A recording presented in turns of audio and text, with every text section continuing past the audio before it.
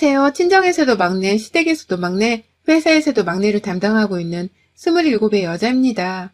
결혼한 지 이제 겨우 2년 차지만 친구들 사이에서 전 유독 결혼을 일찍 한 편이어서 지금까지도 유일한 유부녀 멤버로 관심을 한 몸에 받고 있었어요. 남자친구가 있는데 이런 애랑 결혼을 해야 하냐고 물어보는 친구도 있었고, 자기가 결혼을 하려면 얼마 정도는 모아야 하는지, 혹은 얼마 정도 모은 남자를 만나야 결혼을 안정적으로 할 수 있냐면서 물어보는 친구도 있었고요. 정말 자기들 결혼하는데 저를 모델로 삼고서 이렇게 살아야 할지 아니면 다르게 살아야 할지를 판가름하며 보는 애들도 있었습니다. 그러니 부담스러운 마음에 SNS는 진작에 접어버렸고, 연락도 단톡방에서 주고받는 거 말고는 개개인과 따로 연락을 잘 취하지는 않았어요. 사는 게 팍팍해서 아내로서, 딸로서, 그리고 직장인으로서 사는 게 바쁘기도 했고 말이죠. 그런데 그 중에서 무엇보다 제 마음을 정신없고 심란하게 만드는 곳이 있었습니다. 바로 시댁이었어요.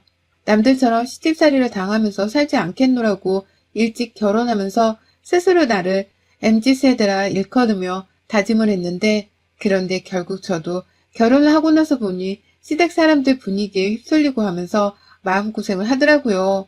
게다가 저희 시댁은 정말이지 독보적인 난장판인 집구석이었습니다. 남편이 좋아서 멋모르고 결혼했다가 그 대가를 톡톡히 치룬 저의 지난 시댁살이에 대한 이 사연을 시작해 볼게요. 저희 남편은 3남 1녀 중 막내 아들로, 저는 이 집안의 막내 며느리이자 나이조차 가장 어린 막내였습니다. 위로 큰아주버님, 작은아주버님네, 그리고 형님네까지 해서 특별한 날에 시댁 식구들이 모이면 정말 운동회를 해도 되었을 만큼 사람들이 바글바글했어요. 저희 부부를 뺀 나머지 형제들이 모두 다 자녀도 둘씩 낳아서 살고 있었는지라 애들까지 포함하면 집안이 미어터질 정도였죠. 그래도 천만다행이었던 것은 남편의 형제들이 참 좋은 분들이셨다는 겁니다. 첫째 아주버님네는 형님과 두 분이서 같이 세무사로 일하시며 사무실을 차려 동업을 하는 분들이셨어요. 경제적인 여유가 있어서 그런지 늘 막내인 저희 부부를 정말 살뜰히 챙겨주셨고, 명절부터 시작해서 제 개인 생일까지도 축하한다며 용돈을 퍼주셨을 만큼 저희 부부를 얘들 마냥 많이 아끼고 좋아라 해주셨습니다. 둘째 아주버님은 대기업 회사원이고 형님은 주부신데요. 제가 젊어서 그런지 함께 인기 있는 카페나 맛집 같은 곳을 자주 가고 싶어 하셨어요. 지방에 살다가 올라오신 바람에 서울 안에 친구도 별로 없었고, 주부가 되면서는 대학 친구들마저도 인연이 끊겨버렸다며 외로움을 많이 타는 분이셨죠. 그래서 여러 번 함께 카페도 가고 주말에 데이트를 했었는데 정말 소녀소녀 하시더라고요. 말도 참 순둥이처럼 뱉으시고, 제가 아랫사람인데도 조심스러워하면서 예의를 갖추시는 게 너무 감사해서 오히려 이제는 제가 가장 편하다 생각을 하는 분이세요. 그리고 이 집안의 유일한 외동딸인 형님께서는 한국에 사는 외국인이랑 결혼을 하셨는데 어찌나 오픈마인드신지 결혼하고서 제게 단 한 번을 시집살이를 시키려고도 안 하셨고, 또 시댁에 무슨 일이 있으면 본인이 딸이라며 가장 먼저 나서서 해결을 봐주곤 하셨습니다. 전 정말로 식구만 많을 뿐이었고 막내라는 이유로 온 예쁨을 받으면서 시댁 사람들과 참 편안하게 지냈습니다. 정말로 사는 게 팍팍해서 그렇지 시댁만 놓고 보면 저는 2번이고 3번이고 결혼을 하고 싶었어요. 딱 6개월 전이 올 초까지만은 말이죠. 시아버지의 폭탄 선언과 함께 온 집안은 돌이킬 수 없을 정도로 쑥대밭이 되어버리고 말았습니다. 평소 저희 시아버지가 참 제비 같은 분이셨습니다. 나이가 70을 넘었는데도 어찌나 꾸미는 걸 좋아라 하시는지, 얼핏 보면 정말 60대로 보여질 만큼 옷도 세련되게 잘 입고 또 나돌아 다니는 걸 좋아라 하셨어요. 그럴 돈이 있으면 막내 아들 내한테 용돈이라도 좀 주시면 좋으련만, 연금 받는 돈으로 죄다 본인 꾸미는 것에 투자를 하시는 건지 매번 볼 때마다 옷도 바뀌고 새로운 아이템들이 집안에 쌓이더라고요. 그걸 보던 시어머니의 표정은 늘 굳어 계셨고요. 어머님께서는 사실 제가 결혼하면서부터 몸이 많이 안 좋으셨습니다. 그 당시 제가 결혼을 일찍 했던 이유 중 하나도 바로 시어머니께서 막내까지 모두 다 장가를 가서 행복하게 사는 것을 보고 싶다고 말씀을 하셨던 바람에 남편이 일찍 프로포즈를 했던 건데요. 결혼을 하고 나서도 어머니께서는 쾌차를 하기보다는 오히려 더 몸이 쇠약해져서는 거의 대부분의 시간을 집안에서 보내곤 하셨습니다. 그래서 걱정이 되는 바람에 저와 온 형님들이 나서서는 번갈아 가며 시댁을 찾아오곤 했었어요. 시어머니가 못하실 테니 대신 반찬 같은 것도 만들어서는 가져왔고, 혹여나 또 시아버지가 집 밖에 나가신 바람에 어머니 혼자 집안에서 공경에 처하진 않았을까 싶어서 할 일이 없어도 그냥 찾아가 보곤 했습니다. 형님들이 모두 다 솔선수범을 하면서 시어머니를 챙기시니 저도 따라서 어른을 챙겨보려 하게 되더라고요. 좋은 기운을 윗사람으로부터 계속해서 본받아가며 열심히 며느리 노릇을 했던 것이었죠. 그러다 한 번은 제가 시댁 앞에서 아주 우연히 믿기 힘든 광경을 목격했습니다.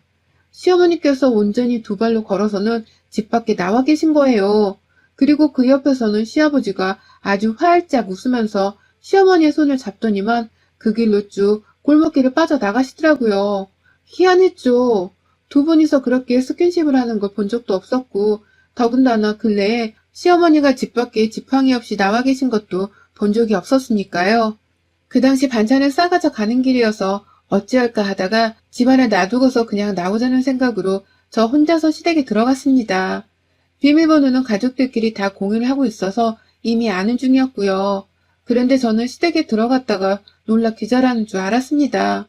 분명 시어머니가 밖에 나가 계셨는데 집 안방 쪽에서 시어머니가 저를 보면서 왔냐? 하고 부르시더라고요. 분명 어머님은 밖에서 아버님이랑 손을 잡고 나가셨는데 말이죠. 그날 집에 돌아와서 곰곰이 생각을 하다가 결국 시아버지가 바람을 피우는 것을 눈치챘습니다. 여기저기 막내로 살던 제가 눈치 보는 거 하나는 정말 기가 막히게 좋았거든요. 이 사실을 남편한테 말해야 하나 말아야 하나 정말 많은 고민을 했고, 그러다 결국 이건 도저히 아닌 일이다 싶었던 마음에 남편에게 털어놓았어요. 그런데 남편은 이미 그 사실을 알고 있더라고요. 어릴 적부터 불륜을 한두 번 한 게 아니었으며 이번에도 늘 밖에 나돌아다니실 때 진작부터 알아봤다고 하면서 말입니다. 전 솔직히 좀 많이 충격이었어요. 이거 완전 콩가루 집안이 아닌가 싶은 생각이 들었거든요. 남편이 알고 있던 사실을 다행이라고 해야 하는 건지 아니면 뭐하고 있냐면서 확 따져 물어야 하는 건지 스스로 굉장히 혼란스러웠습니다. 그럼에도 자식마저 포기를 하고 사는 정도이니 시아버지의 불륜이 오죽 심했을까 싶은 마음에 아무에게도 이 사실을 털어놓지 않겠다고 마음먹었죠. 하지만 정확히 올 초 명절 제사를 지내기 위해서 온 아주버님네가 시댁에 모였어요. 어머님 병세가 너무 악화되어 가던 중이어서 어머님은 그냥 안방에 누워 계셨고 며느리들과 아들들이 합심을 해서는 제사를 준비하고 있었는데 갑자기 전화를 받고 집을 나가시던 아버님께서 웬 여자 하나를 데려온 겁니다. 아버님의 상간녀 말입니다. 어린애들 눈에는 졸지의 할아버지 옆에 있는 할머니가 둘인 꼴이었어요. 자세히 그 여자를 보니 제가 저번에 얼핏 보고서 우리 시어머니신 줄 알았던 골목길 앞 그 여자더라고요. 나이는 시어머니보다 훨 어려 보였어요.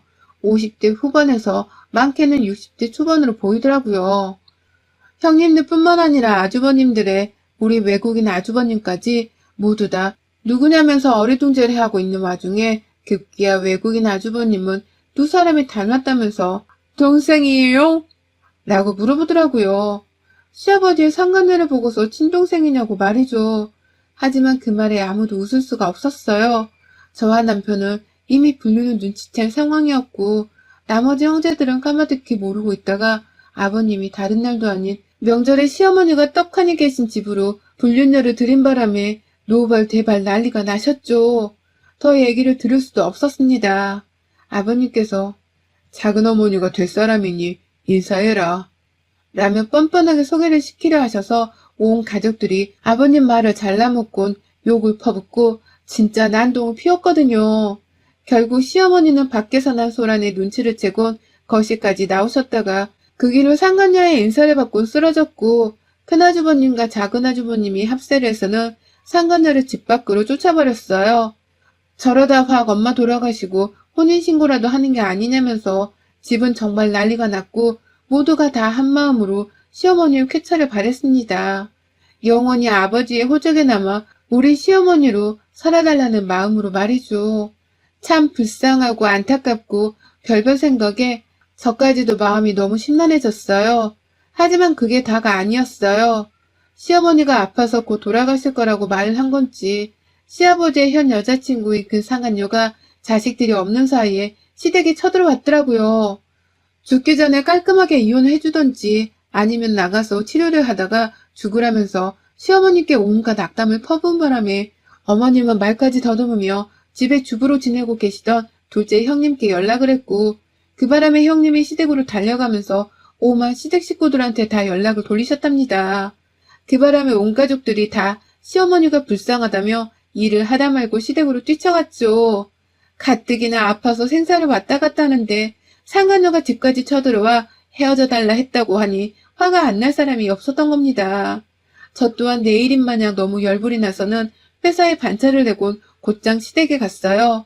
그리고 그날 시어머니는 내내 울면서 이러고 살기 싫다며 죽고 싶단 소리를 하시다가 결국 입원을 하셨고 겨우 퇴원을 하셨습니다. 시아버지는 자식들이 무서운지 상간녀를 다시 집에 들이는 막무가내의 짓을 하지는 않으셨지만요. 온 가족들이 시아버지를 정말로 경멸했습니다. 며느리들과 외국인 사이조차 시아버지의 어마무시한 이상스러운 짓거리에 대해서 감히 말도 꺼내지 못할 만큼 수치스러워하고 또 원망을 했죠. 나날이 아파하는 시어머니를 뵐 때마다 같은 여자로서 너무 불쌍했고 아무것도 하지 못한 채 누워만 있는 어머님 또한 스스로의 처지를 많이 힘들어하셨어요. 하지만 아무리 어머님의 쾌차를 빌었음에도 하늘은 무심하게 어머님을 데려가셨습니다. 결국 시어머니가 돌아가신 겁니다. 저를 포함한 온 식구들이 장례식장에서 목 놓아 울었어요. 이렇게 가시면 억울해서 제대로 떠나실 수나 있겠냐면서 특히나 저희 셋째 형님은 정말 힘들어하셨습니다. 유일한 딸이어서 시부모님께 둘 다 많은 사랑을 받고 자랐다고 하셨는데 시아버지의 외도로 괴로워만 하며 사신 시어머니를 향해 감정이입이 많이 되신 것이었죠. 그런 형님은 달래고 또 제 남편을 달래느라 저도 정말 힘들었어요. 회사고 뭐고 저희 시어머니 가시는 길이라도 제대로 가게 해드리고 싶어서 저도 온전히 장례식장에서 거의 살다시피 하며 있었습니다. 그런데 아이고, 저 진짜 하마터면 시아버지 멱살을 잡을 뻔했어요. 글쎄 시아버지가 그 상간녀를 시어머니 장례식장에 데려온 겁니다. 그것도 상복을 입힌 채로 말입니다. 아니 상중에 있는 사람이 입는 옷인데 그걸 왜 시아버지의 상간녀가 입고 있는 건지. 그 꼴을 보자마자 저를 포함해서 온 가족들이 불같은 분노에 휩싸이는 걸 전 분명히 봤습니다. 상간녀가 들어오는 순간 꺼이꺼이 울고 있던 셋째 형님이 무슨 폭격기 마냥 옆에서 슝 튕겨나가서는 상간녀한테로 달려든 바람에 온 가족들이 정신없이 형님을 따라가며 분노를 표출했어요. 형님의 손에 머리채가 잡혀서는 장례식장 테이블 위에 놔둔고는 상간녀를 따라서 시아버지는 아이고 네 새엄마한테 뭐하는 짓거리냐. 내가 널 이렇게 가르쳤냐? 라면서 어떻게든 윗사람 취급을 하면서 상간녀를 더 지키려고 하셨는데요. 그 바람에 형님은 더욱 화를 내셨죠. 아버지는 저 이렇게 안 키우셨잖아요. 그런데 아버지는 왜 이렇게밖에 못 사세요? 엄마 장례식장에 이게 무슨... 라면서 시아버지를 향해 피토하듯 화를 내다 결국 뒷목을 잡고 쓰러지셨고요. 그 바람에 외국인 아주버님은 한국말을 조금 하시는 분이신데도 불구하고 What the fuck? fuck! 그 외치면서 형님을 업고 나가셨습니다. 너무 순식간에 일어난 일이라 둘째 형님이 얼떨결에 쓰러진 형님을 챙기겠다고 외국인 아주버님을 따라 같이 장례식장을 빠져나가셨고요. 저는 온 시댁 윗사람들이 시아버지와 상간녀한테 욕을 쏟아붓는 사이 유심히 상간녀를 봤어요. 온 가족들이 상간녀보다도 그런 상간녀를 장례식장에 데려온 시아버지를 향해 원망하듯 말하던 사이 슬그머니 시아버지 옆에서 팔짱을 끼면서 나 기껏 장례식장에 도리 지키려 왔는데 이런 취급을 받아야 해? 라고 말을 하더라고요. 그 말을 끝내는 순간 멀찌감치서 보고 있던 저와 눈이 딱 마주쳤는데 상간녀가 피식거리면서 고개를 절레절레 하더니 말하는 겁니다. 아유 참 자식들 수준하고는 라고 말입니다.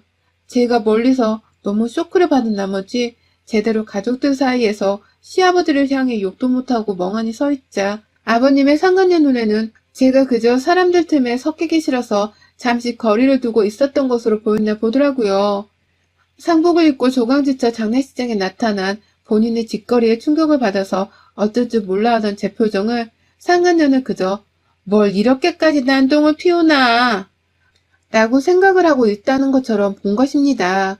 한마디로 뭐 눈에 뭐만 보인다더니 저를 지편을 들어줄 아군으로 생각을 한 것이었어요. 그 순간 앞에서 시아버지를 향해 욕을 날리던 온 자식들이 상간녀에게로 이목을 집중시켰어요. 그리고 이내 상간녀가 바라보고 있던 중인 저에게도 시선이 쏠렸죠. 큰형님은 지금 이 아줌마가 뭐라는 거야? 자식들 수준하고는? 당신 지금 뭐라고 했어? 동서! 이 아줌마가 동서한테 뭐라고 한 거야? 라면서 믿을 수가 없다며 당장에 상간녀의 멱살을 쥐어잡았는데 그 순간 시아버지가 다들 그만두지 못해? 윗사람한테 자꾸 무식하게 폭력이나 쓰려고 하고 말이야. 딱 그만둬. 며느리가 어딜 감히 시애비 여자한테. 라면서 큰형님을 나무라셨어요. 나무란 게 아니라 일방적으로 혼을 내신 거였죠. 장례식장은 이미 난장판이 되었고 조문객들이 하나도 못 볼 꼴을 본다면서 빠져나가고 있던 상황에서 시아버지까지 멀쩡한 우리 형님한테 상간녀를 윗사람 대접하라고 혼을 내시니 저도 슬슬 분노가 치밀어 올랐습니다. 내게는 너무나 좋은 시댁이었고 좋은 사람들이었어요. 그런데 그런 집안에 우울한 그림자를 들이우더니만 시어머니 돌아가신 지 얼마나 되었다고 상간녀를 들여서는 셋째 형님은 쓰러지시고 나의 큰형님은 사람들 앞에서 개쪽을 당하며 상간녀보다 못한 취급을 당하시다니. 그러니 저도 막내라고 가만히 뒷전에서 사태 파악만 하고 있을 수가 없더라고요. 어떻게든 더 이상 시어머니처럼 할 말 못한 채로 죽어서 입을 다물어야 하는 꼴은 면하게 하고 싶었습니다. 아버님, 쪽팔리시죠? 지금 너무 쪽팔려서 콱 죽어버리고 싶으시죠? 라고 말을 했어요. 누가 저를 향해서 어린 년이 말을 함부로 한다고 해도 상관없었습니다. 저는 오히려 제가 어리니까 어린 제 눈에도 시아버지와 상간녀의 모습이 짐승만도 못하다는 걸 적나라하게 보여드리고 싶었어요. 제 말이 끝나자 아니나 다를까 시아버지는 저 어린 놈의 자식이 어디서 감히 너 지금 뭐라고 했냐? 확 입 안 다물고 있어? 라면서 저를 향해 콧방귀를 뀌시면서 화를 내시더라고요. 그리고 이내 가족들 싸움에서 가만히 뒤에 할 말을 하며 뻔뻔스레 서있던 시아버지의 상간녀가 저를 향해 말하더라고요. 어른들 대화 나누는데 어린애가 함부로 끼는 거 아니야. 시아버지 얘기하시는데 어딜 머리에 피도 안 마른 게. 라고 말이죠. 세상에 꼴에 우리 시아버지 첩이라고 가장 어려 보이는 저를 향해서 시어머니 짓을 하려고 하더라고요. 어른들 대화에 끼라마라 하면서 감히 저한테 입을 다물라고 말이죠. 그 소리를 듣고 가만히 있을 제가 아니었습니다. 저뿐만 아니라 저를 막내라고 예뻐해 주셨던 오마 시댁 식구들이 가만히 있을 리가 없었습니다. 저도 가만히 있으려고 한 건 아니었는데요. 가장 먼저 저희 남편을 시작으로 저희 큰형님과 큰아주버님 그리고 작은아주버님까지 온 식구들이 이 옆에 내가 어디서 시자 노릇이야? 라고 하면서 상간녀를 향해 달려들었어요. 졸지에 예쁨 받는 막내 며느리한테 한 소리 했다는 이유로 식구들이 더는 못 참겠다고 달려들어 버린 겁니다. 그 와중에 마누라한테 쓴소리 했다고 제 남편이 가장 열이 받아서는 내 아버지도 아니니까 당장 여기서 나가요. 엄마 보기 쪽팔리고 미안해서 내가 어떻게 아버지를 이 안에 들여요. 나가라는 말 안 들려요? 라면서 시아버지까지 싸잡아서는 어떻게든 장례식장에서 쫓아내겠다고 안달이었고요. 아주버님들도 두 분이서 합세를 해서는 어떻게든 상간녀를 쫓아내겠다고 어깨를 밀치고 유업을 하는데 그 와중에 형님이 그러더라고요. 재수없게 어딜 상복 입고 기어들어와? 아줌마, 그거 당장 안 벗어? 라면서 쫓겨나던 상간녀를 데리고서는 급기야 가족 탈의실로 데려가 버렸습니다. 얼떨결에 형님을 따라간 저까지 합세를 해서는 그 상간녀가 입고 있던 상복을 벗겼습니다. 전 순간 그 짓을 하면서도 이러다가 이 아줌마의 빨개벗은 몸을 봐야 하는 게 아닌가 싶어서 형님을 말려야 하는지 고민을 했어요. 그 아줌마는 속에다가 속바지에 속내의까지 챙겨서 입었더라고요. 그 뻘뻘거리는 더워 죽겠는 한여름의 말입니다. 그 덕분에 저뿐만 아니라 형님까지 옳다구나 하면서 바로 밖에서 시아버지와 실랑이를 하고 있던 아주버님들을 불렀어요. 그제서야 탈의실 안으로 들어온 아주버님들은 속내의만 달랑 입고 있던 시아버지와 상간녀를 마치 합의라도 한 듯이 질질 끌어당겨서는 탈의실에서 그리고 시어머니 장례식장에서 영영 내쫓아 버렸습니다. 끌려가는 길 내내 그 아줌마는 시아버지와 무슨 사랑의 오적교라도 권하려는지 오빠! 라고 하면서 시아버지 손 한 번을 잡겠다고 난리를 피웠어요. 같이 나가겠으니 놔달란 소리를 해대면서 말이죠. 하지만 그걸 보고만 있을 우리 시댁이 아니었습니다. 저까지 합세를 해서는 그 여자의 살집과 옷자락을 손으로 세게 꼬집어가면서 장례식장 밖으로 인정사정 없이 내쫓았고, 형님은 급기야 그 아줌마가 벗은 상복이 재수가 없다면서 장례식장 밖으로까지 들고 나와서는 태워버리겠다고 라이터를 찾다가 그 자리에서 불까지 피우셨어요. 졸지에 신고당할 뻔하고서 저까지 가슴을 졸였는데 다들 상간녀의 출몰로 난장판이 된 집구석이란 걸 보고 알았는지 아무도 제지를 하지 않더라고요. 급기야 말리러 온 직원분도 한켠에 소화기 하나를 들고서는 가만히 그 상복이 다 태워지길 구경만 하고 계셨어요. 불타는 상복에 형님의 눈초리까지 받으니 그 상간녀도 절대로 만만한 집구석이 아니다 싶었는지 바로 자리에서 도망치더라고요. 아버님 손을 꼭 잡고 말입니다. 그런 두 사람의 뒷모습을 보면서 저희 남편과 온 시댁 식구들이 말하더라고요. 시아버지랑은 완전히 부모 자식 간의 연까지 끊어버리겠다고 말이죠. 이대로 2학년 연을 끊고서 사람 취급 안 하고 사는 게 돌아가신 시어머니를 향한 도리일 거라는 말을 덧붙이면서요. 그 말에 저도 격하게 공감을 했고요. 큰형님네는 고소를 하겠다고 난리셨습니다.